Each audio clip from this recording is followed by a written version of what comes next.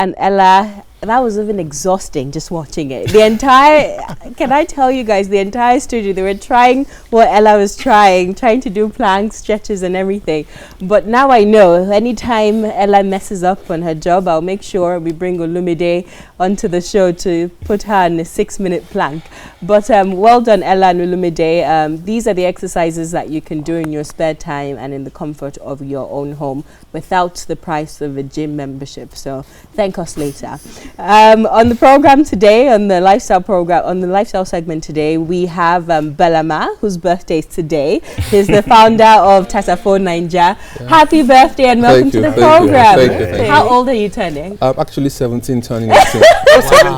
Yeah, true. I like that. Forever 17. Yes. I like that. We also have Lulu, Okonkwo, an actress. Thank you so much for coming on the program. Thank you.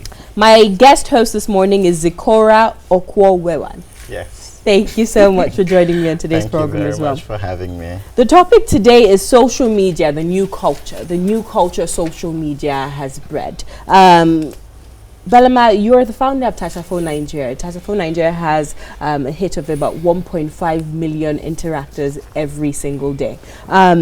What have you noticed about the lifestyle shift, the cultural shift that social media has caused in our society, particularly as it pertains to Nigerian youth?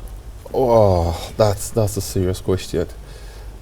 Social media has come with it good, but unfortunately a lot of ills, let me use the word ills with it. And the sad thing is that nobody can actually do anything to check it. Because social media is a free space. You do whatever you want to do with it. The only good thing is that if you don't like what you're seeing, you can block, you can unfollow, you can mute, but you really can't stop people from doing what they want to do.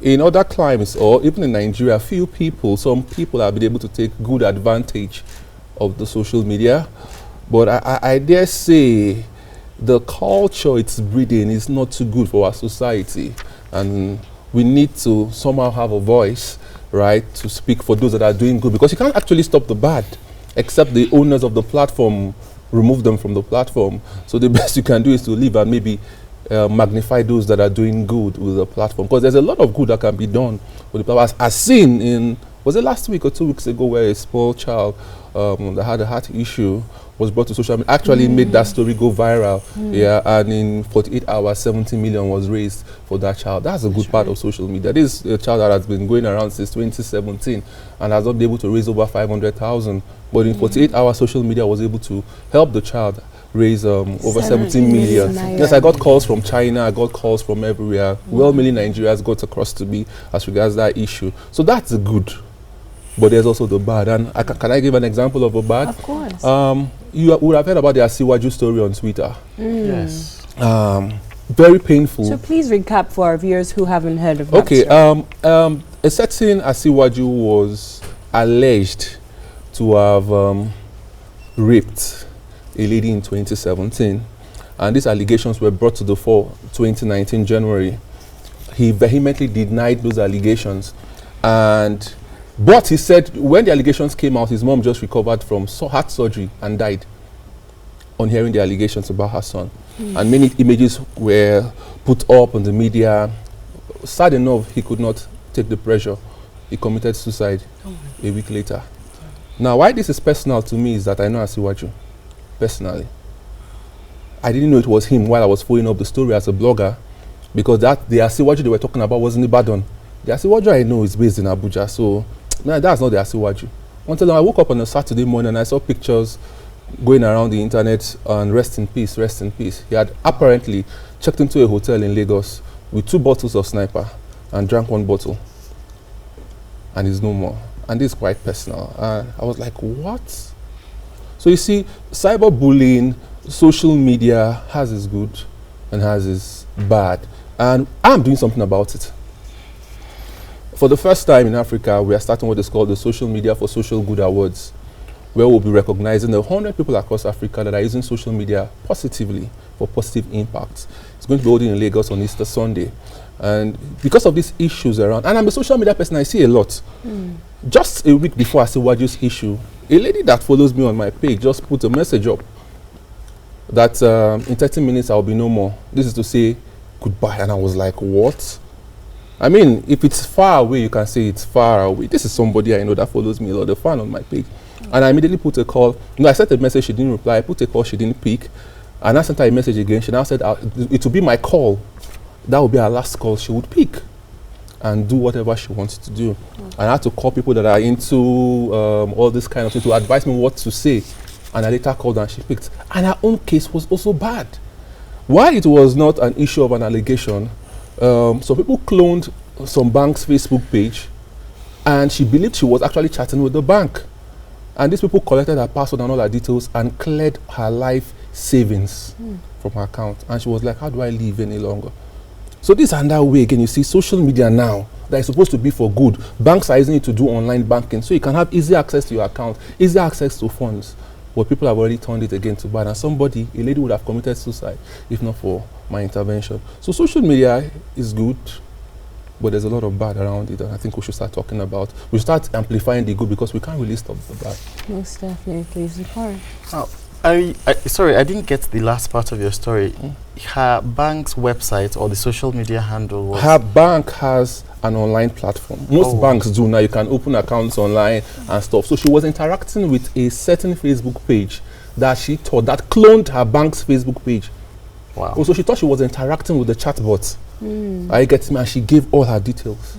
And before she knew it, they had changed her password, cleared her account, and it was weekend. Wow. I get me. So she was like, okay, what am I living for any longer? And she wanted to take her life. So I think the next question is for you, Lulu. Sorry, I wanted to find out, how has social media affected your life, especially your business as an actor? How has it helped you interact more with your fans and people? Or is it negative as well? Social media has actually been very, very helpful in terms of my career. And it allows you to express your art. It's a platform that you're not necessarily scripted by. It's a platform that allows you to be unique and show your creativity, and you never know who is going to see it. Social media is also an opportunity for casting directors and directors to find new faces, new talent, and I find that they tend to do a lot of challenges online on social media of monologues and things like that, and use hashtag to find people and recognize them. And when you do participate in that, you may just be lucky or blessed enough to have somebody contact you and say, okay, you've been selected. It's definitely a platform to also connect with people, because when they see your craft and they love it, they'll contact you and ask you, how do you do? I'm also interested. So it's a platform you use to also influence other people. It's not necessarily just about you.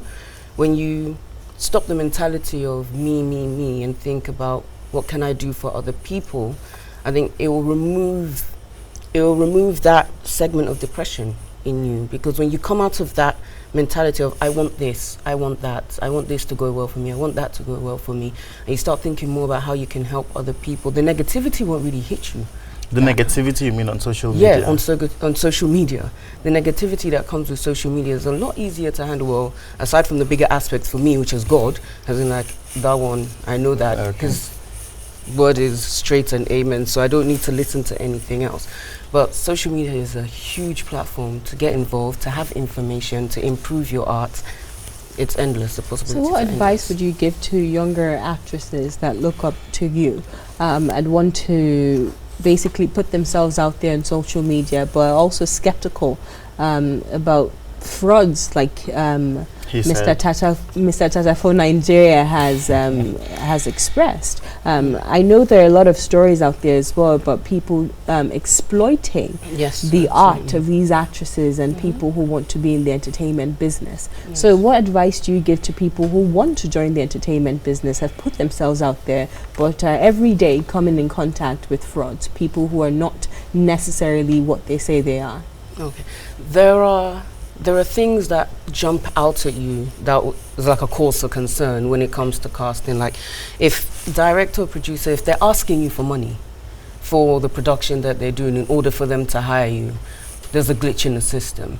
There are very obvious things that stick out. It's a given. Like when you have an opportunity for casting, you go to an audition, because the online auditions is a new thing. It's not always been like that. So the old school ways, you go and attend the audition, you provide your picture, you provide your details, and if you get through, if you are chosen, they will contact you and they'll tell you the character that you're playing, and then payments, and they will negotiate with you.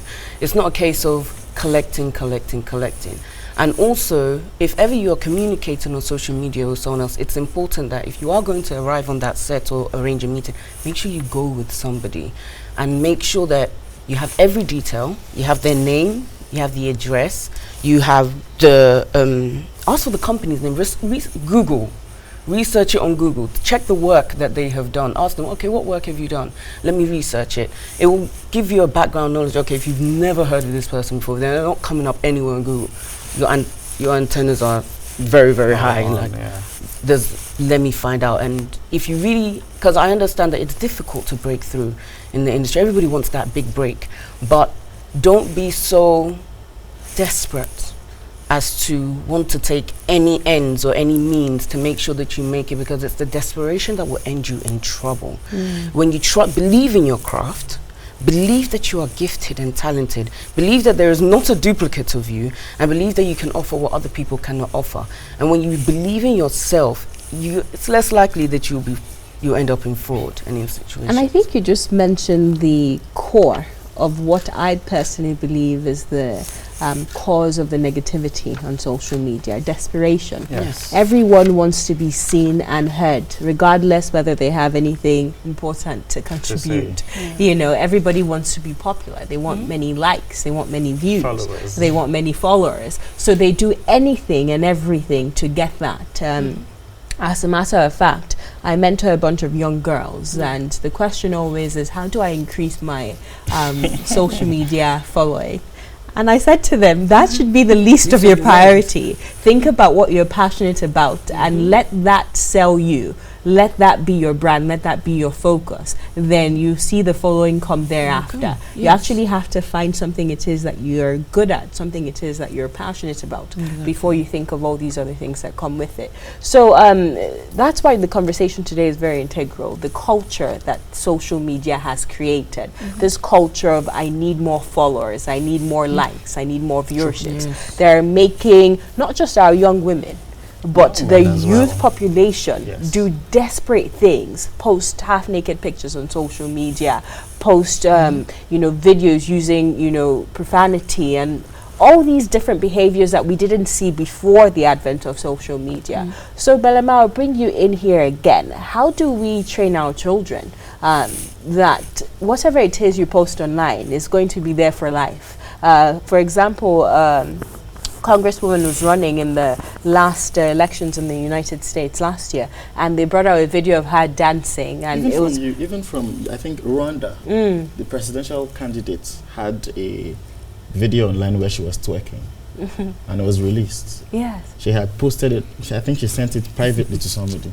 and it got viral. And so how do we curb all of that? Let them know that whatever it is you put out there on social media is out there for life. So you should always ensure that you're marketing yourself in a positive way to your potential employers, to your friends, to your family, to your potential consumers of your business, your work, your art. How do we do that? How do we teach our children this? That's okay.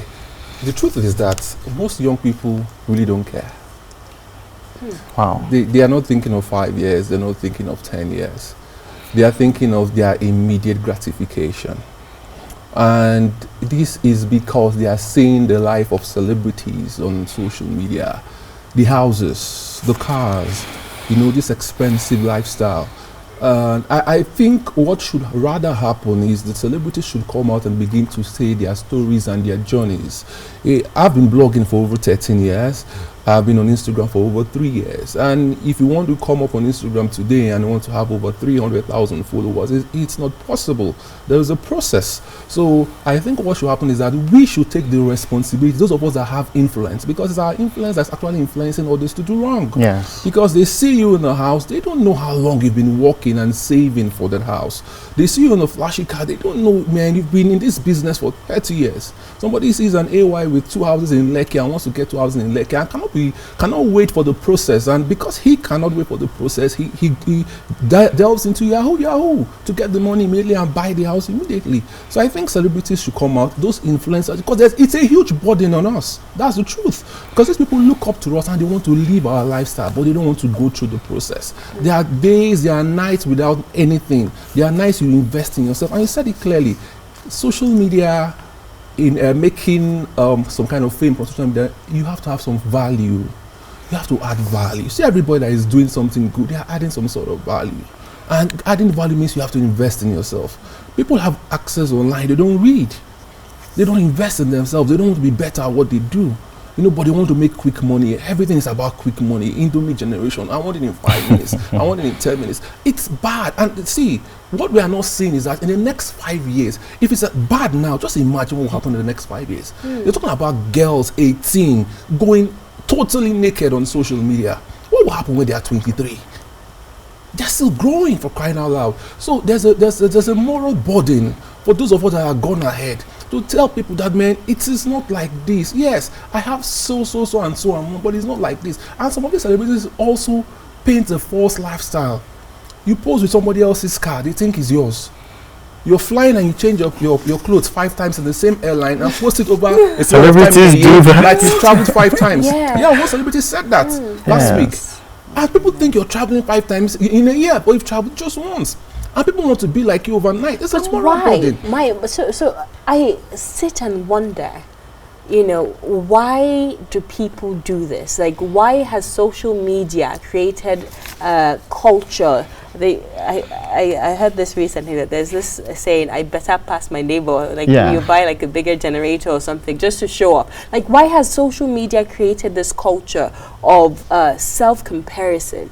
Of I need to do better. I need to show that I'm doing better. I don't necessarily need to do better, but I need to show that I'm doing better than my friends and my colleagues. So why is it that social media has created this culture, and how do we change it? It has naturally come with social media for those that are, I don't know whether it's to say the discipline, because I really don't care.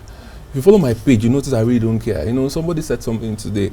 Said, Tatafo Niger, is this not the picture you posted on your birthday last year? Why didn't you post another picture this year?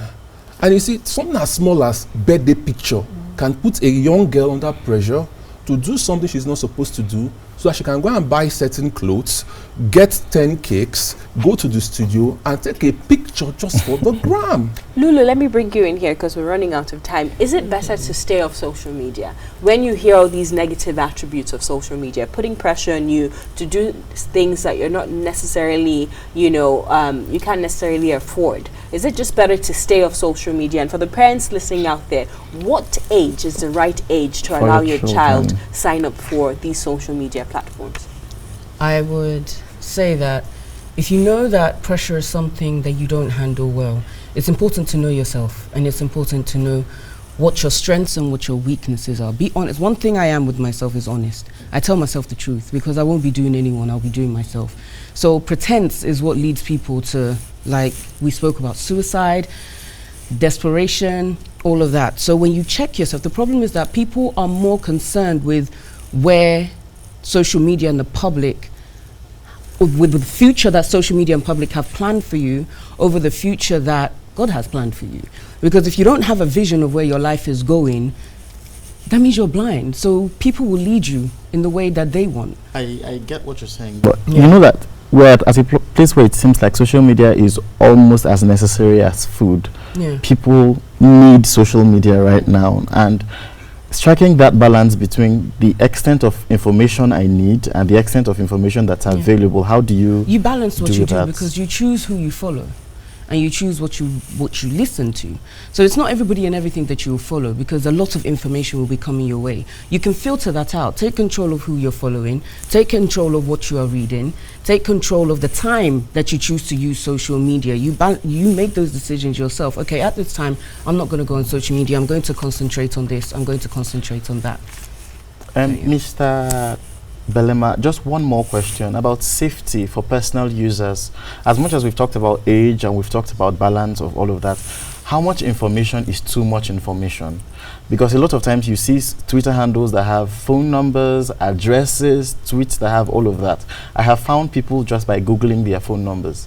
And I'm taken to tweets that show me everything about them. So how do you curb all of that? So currently, most social media platforms are giving us more tools to be more security conscious.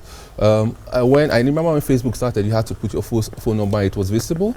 But right now, phone numbers are no longer visible on Facebook. You're not advised to do that.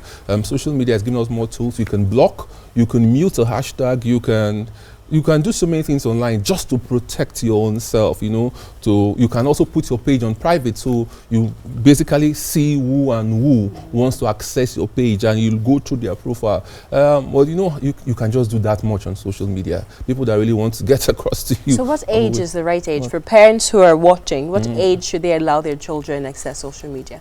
I really don't know what age, because I think rather for parents, when you think your child is mature enough to handle it, but you have to talk to your child a lot. You have to you have to block certain things even when they are matured enough. That's why some stations have the button that you can use to block certain channels from them. But they need social media. I've seen child stars, small children, 2, 3, they are celebrities online. A boy of 6 is making so much money on YouTube. So what if the mom said, I'm going to wait till 14 before I put him on YouTube? He will not be a celebrity. What does it do? Just test games online. So proper management. Yes, it's management. Yes. Do you agree? Yeah. I agree. Okay, so it's not about the age restriction, but more so about the management of what they are seeing and what they can access. Exactly. Thank you so much, Lulu and Belema, for coming on today's program. I'll read a few tweets. Fresh Just Nigeria said, social media plays a very important role and has influence in virtually every aspect of our lives. It's beneficial to all and sundry. Thank you for bringing up this topic. And some person sent a message on our Instagram page. Social media is considered as the best source to know about the happenings of the world. How do we leverage on its benefit considering its many consequences? So these are some of the feedback. Some of them. Exactly. But finally, on a lighter note, we can't take any more. Yeah, we have to go. So we'll take a break right now. When we return, we have the social media segment with Ina Peters. Please don't go anywhere. Program, I bring the studio to the street and interact with everyday Nigerians, taking their worries, their concerns, their questions directly to the ears of their leaders. Senate President Bukola Saraki, Distinguished Senator Rabiu Musa Kwankwaso, His Excellency Nyesom Wike, Governor Okezie Victor Ikpeazu, the Executive Governor of Benue State, Samuel Orta. We interrogate the policies and objectives of key stakeholders in the political and development sector to ensure that the impact trickles down to the poorest of the poor in our society. These people where they have, most of them, their brain don't work. But do you agree that there were accusations that you made during the campaign that were not necessarily founded? Me? Yes. So what do they call the incident of October 2006? No impeachment. They call it rascality. Rascality. My goal is to dig deep and find the truth, then give meaning, understanding, and solution to it.